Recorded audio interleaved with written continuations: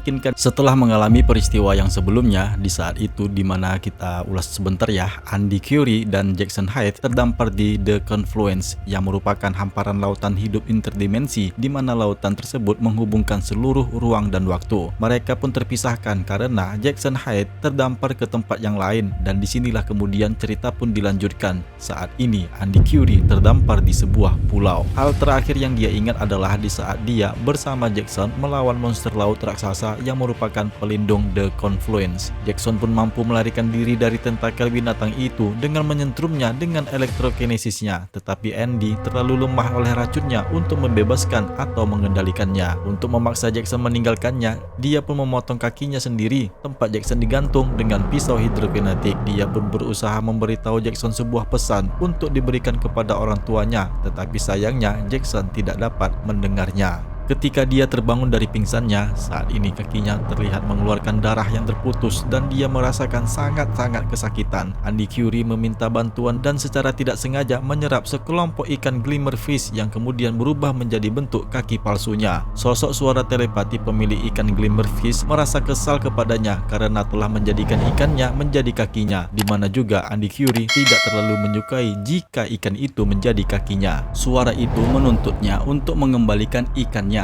Namun Andy Curie berjanji akan mengembalikannya jika semuanya sudah selesai untuk menemukan saudaranya, yaitu Jackson Hyde. Flashback beberapa tahun yang lalu di saat Andy menjadi anak muridnya Aquaman Jackson Hyde, mengajarinya beberapa keterampilan khusus. Darinya lah dia belajar berburu. Dari pelajaran itu dia berburu makanan untuk bertahan hidup di pulau tersebut. Bertahun-tahun lamanya dia pun bertahan di pulau itu. Dia menggunakan kenangan dan pengalaman pelajaran berharga dari Jackson Hyde. Semua itu dia lakukan untuk bertahan hidup. Di saat dia mendirikan tempat peristirahatannya, membangun sebuah bangunan untuk dia tempati. Ikan glimmerfish selalu mencari cara agar mengusir Andy tidak tinggal di pulau itu, sampai pada suatu saat dia mengirim tentara bayaran dan karakter jahat untuk membunuh Andy agar dia bisa mengembalikan ikan glimmerfish yang menjadi kaki palsunya si Andy. Andy Curie tetap bersikeras dan bertempur dengan para tentara bayaran ikan glimmerfish dan berhasil mengalahkan mereka. Sebuah pelajaran mengenai kemampuan penguasaan air yang diajarkan Jackson membuat Andy mengenang masa lalu itu. Di saat seperti inilah dia menggunakannya, memanfaatkan keterampilan khususnya itu. Pada sebuah pelajaran yang pernah diajarkan Jackson tentang menguasai pelarian, dia juga mengenang pelajaran itu. Dengan cara tersebutlah dia semakin terdorong untuk bertahan hidup di pulau itu. Namun dia yakin tidak selamanya akan berada di pulau itu karena tujuannya di saat ini adalah menemukan Jackson Hyde di mana keberadaannya. Begitu juga nih dengan mempelajari psikologi kesabaran, dia tetap bertahan untuk menunggu waktu yang tepat bertemu dengan mentornya Aquaman Jackson Hyde. Andy Curie pun menghabiskan 6